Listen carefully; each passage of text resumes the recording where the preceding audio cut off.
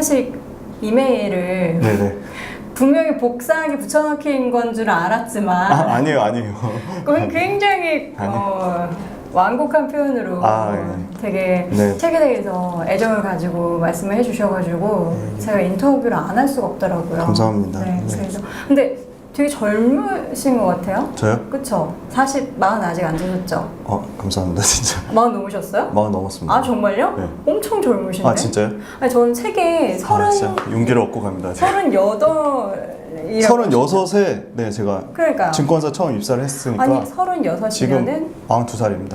한 42살이죠. 네. 엄청 동안이시네. 28이나 뭐 9에 이르면은 7, 6에 해서 한 8년 동안 직장 생활 하시다가 네. 지금 이제 시작한 거예요. 이제 엔지니어 하시다가 증권맨이 되셨다라고 했는데 네. 그게 뭔가 계기가 있으셨을 것 같은데 어떤 계기로 일단 관두신 제가 거예요? 그래도 전공을 살려서 취업은 해야겠다 해서 전공은 이제 화학공학과 나왔는데 이제 그 엔지니어 생활 맨 처음에 한 건 이제 그 초대형 보일러 생각하시면 되거든요. 그 이제 산업용 열교환기라고 하는데 열교환기 이제 설계 일을 했는데 그 설계 일 자체가 너무 이제 반복된 일상이고 되게 루틴하고 그리고 좀 제가 그쪽에 좀 별로 흥미를 못 붙였던 것 같아요. 재밌어야지 일을 더 그쵸. 탄력받아서 하고 또 거기에 공부도 하고 시간 투자도 하고 그랬는데 너무 일이 재미가 없었고 그리고 그때 정말 또 운이 좋게도 마침 또 리만 브라더스 금융 위기가 터져서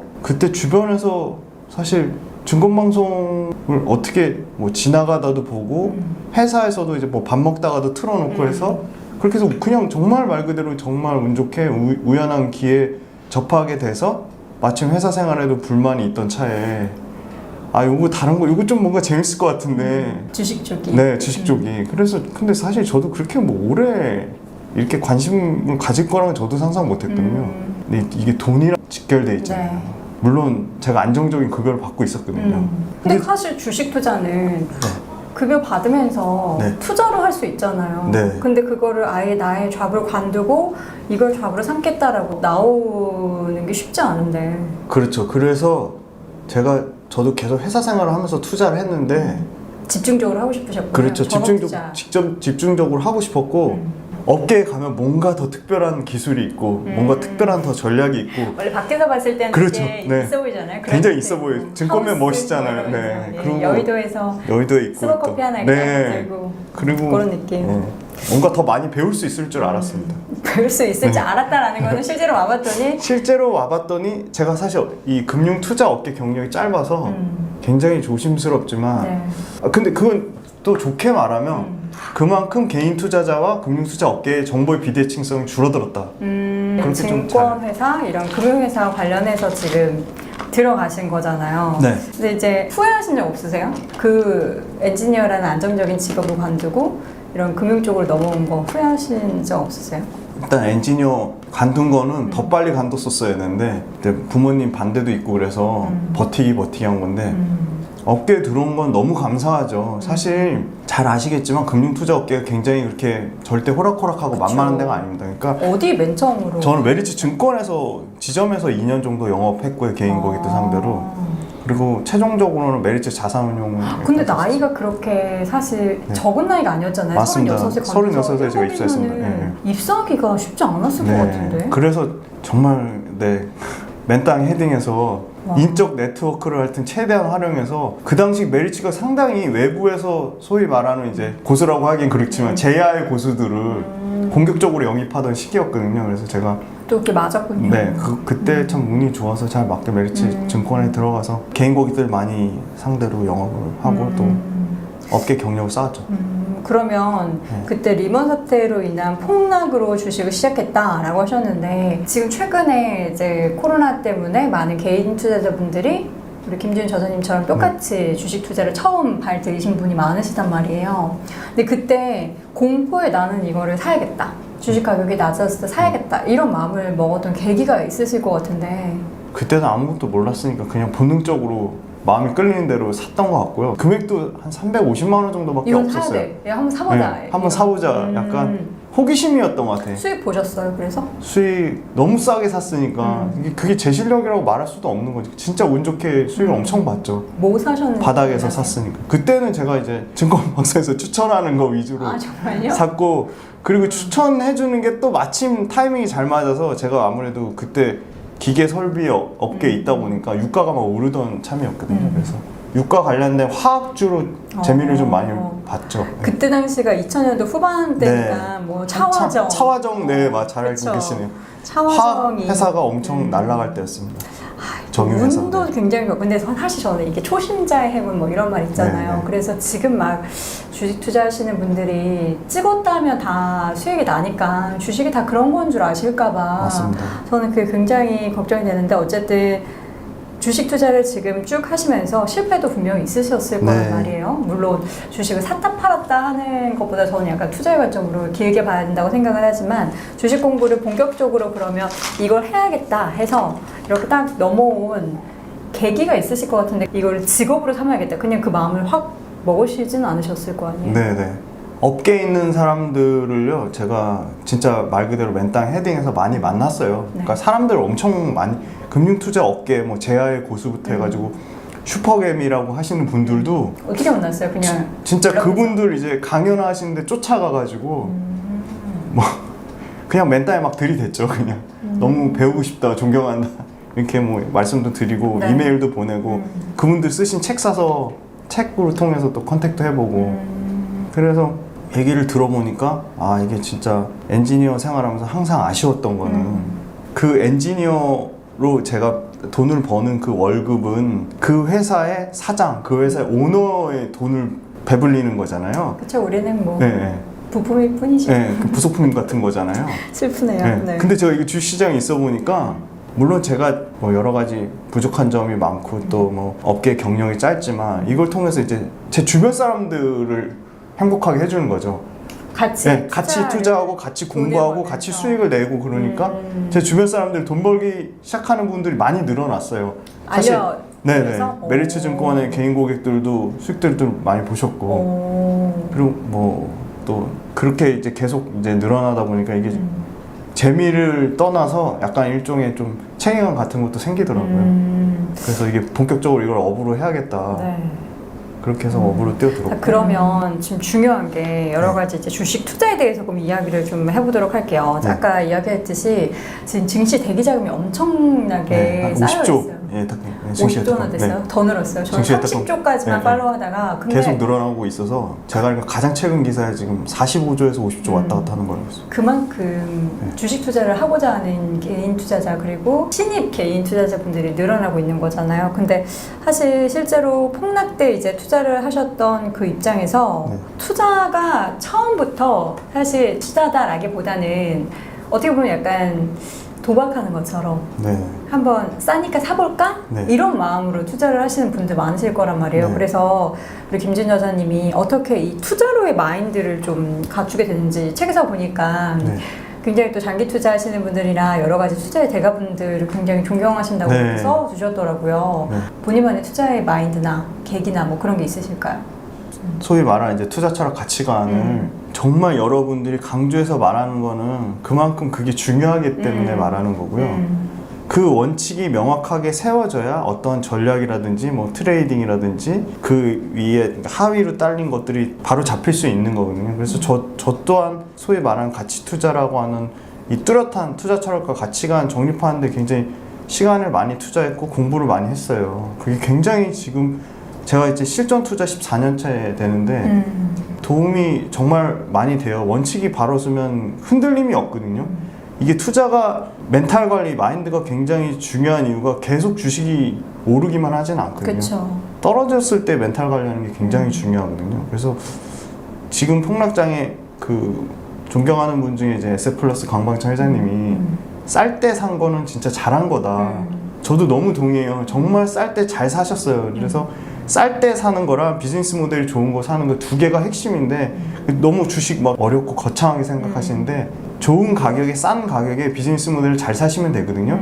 근데 싸게는 잘 사셨는데 좋은 저도 비즈니스 좋은 모델을. 비즈니스 모델을 사셨는지는 의문이에요. 뭐 곧버스 사셨다는 분들도 많고 원유 선물에 레버리지 투자하셨다는 분들도 많고 그거는 충분히 공부가 된 현업에 계신 분들도 어려워하시거든요. 알면은 못 사죠. 네. 사실 더 무서워. 더 오히려 무서워서 못 사는데 개인 투자자분들 그런 부분에 있어서는 조금 겁이 없으신 것 같고. 네.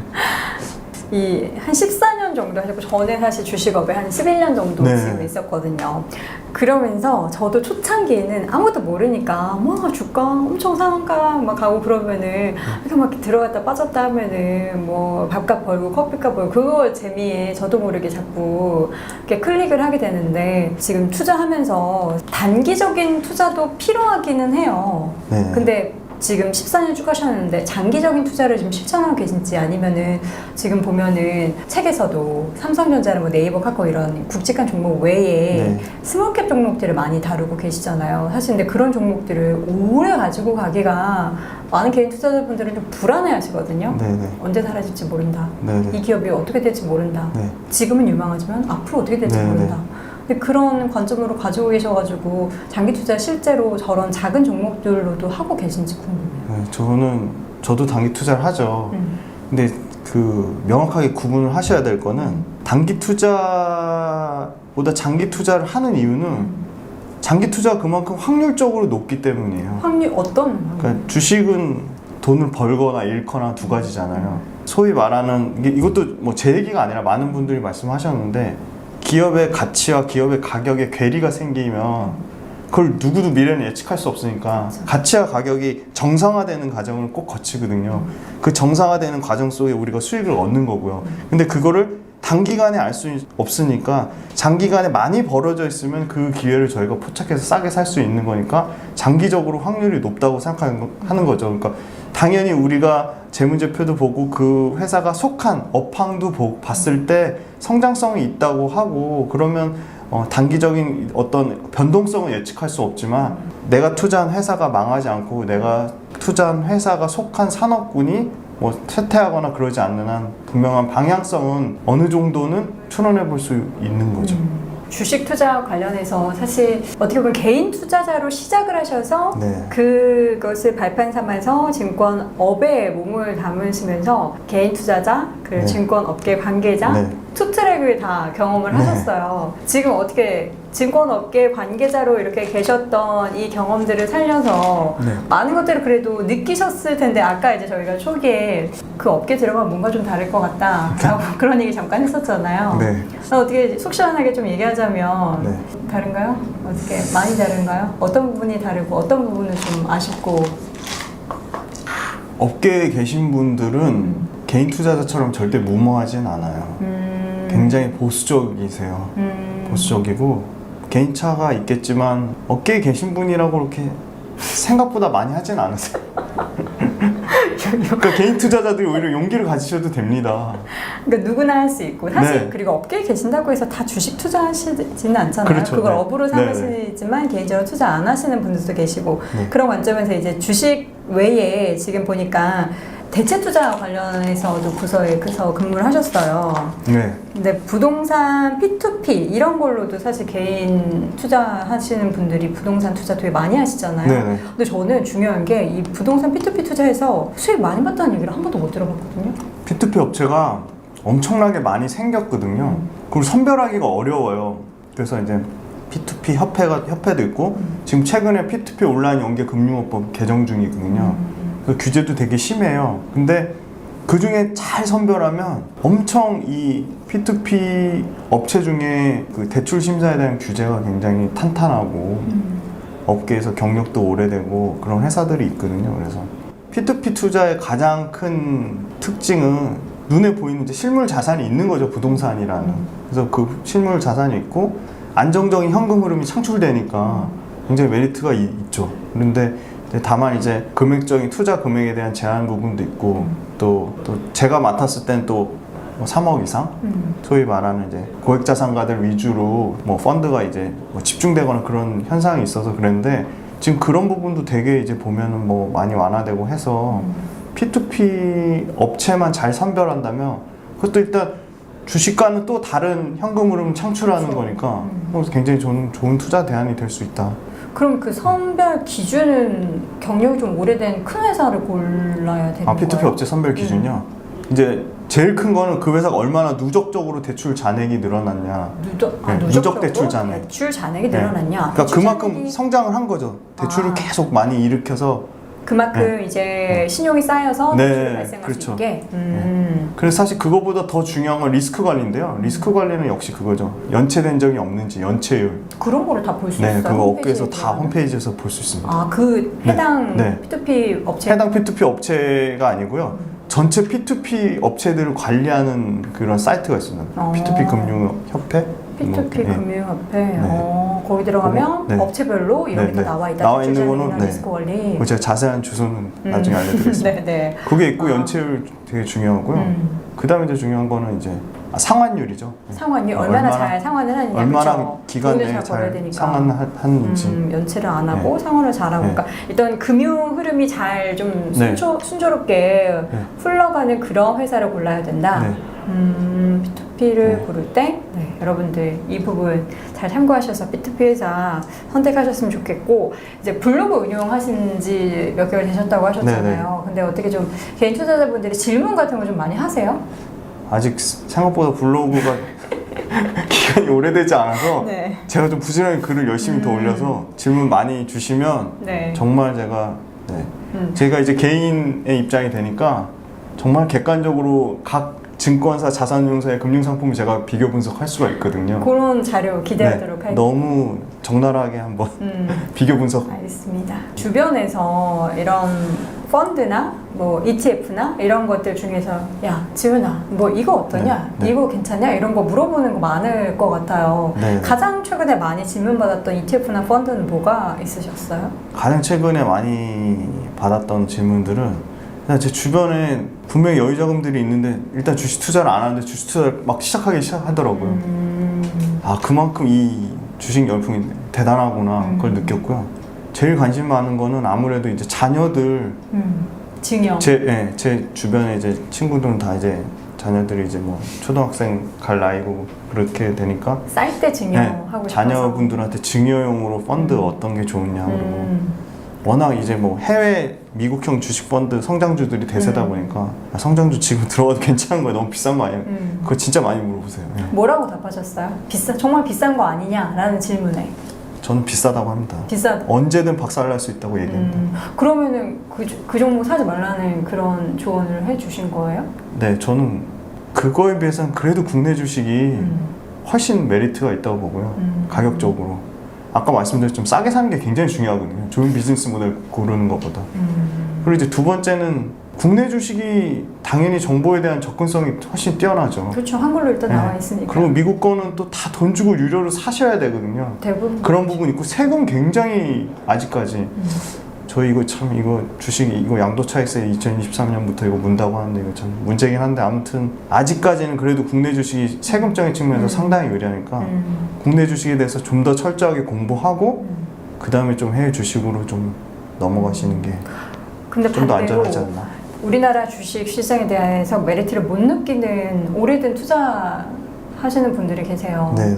지금 일단 코스피만 놓고 10년 봐도 만약에 코스피 인덱스 투자했다고 치면은 10년 전이나 지금이나 그쵸. 다른 게 없잖아요. 이걸 놓고 보면은 아니 무슨 국내 주식을 계속 하라는 거야. 성장성도 없는데 이렇게 이야기하시거든요. 거기에는 뭐라고 반박하시겠어요? 지수를 보는 게 아니고 저희 이제 종목을 보는 거니까요. 종목 중에 들어가면 다르다. 종목 중에 선별하시면 분명히 성장성이 나오는 회사들이 있습니다. 알겠습니다. 주식으로 사실 돈을 불려 가고 싶어서 개인 투자자분들이 많이 재테크 수단으로 활용을 하긴 하는데 어떻게 저자님 보시기에는 주식이 제대로 된 자산을 좀 불려갈 수 있는 그런 재테크 수단이라고 보세요? 일단 세 가지 측면인데요. 소액으로 할 수 있어서 좋고요. 누구나 쉽게 접근할 수 있어서 접근성이 굉장히 뛰어나고 언제든지 환매해서 환금성이 좋고 부동산 대비 아직까지는 세금적으로 유리하고 항상 이 비용을 많이 따져보셔야 되거든요. 비용적인 측면에서 가장 유리하고 이거 제가 한 말 아닌데 또 제가 존경하는 그 강광천 회장님 하신 말씀인데 주식 뒤에 기업이 있거든요. 이게 삶의 연결이거든요. 그러니까 호기심을 가지실 만한 게 언제든지 이 내 삶 속에 있는 것들과 밀접하게 연결되어 있으니까 공부하는 게 또 재밌습니다. 상당히 파보시면 여러 가지 장점이 있다고 생각합니다. 재테크로서. 이게 우리가 쉽게 그냥 뭐 종이 한 장을 이렇게 쓰더라도 이 종이가 정말 잘 나가면 이 회사 어디 건지 그런 그쵸. 거 알면서 이거 많이 쓰는데 한번 투자해볼까? 이런 아이디어 생각하는 게 생각보다 재밌거든요. 네, 맞습니다. 그러니까 우리 지금 시청하고 계신 분들도 그런 부분을 한번 고민을 해보셨으면 좋겠습니다.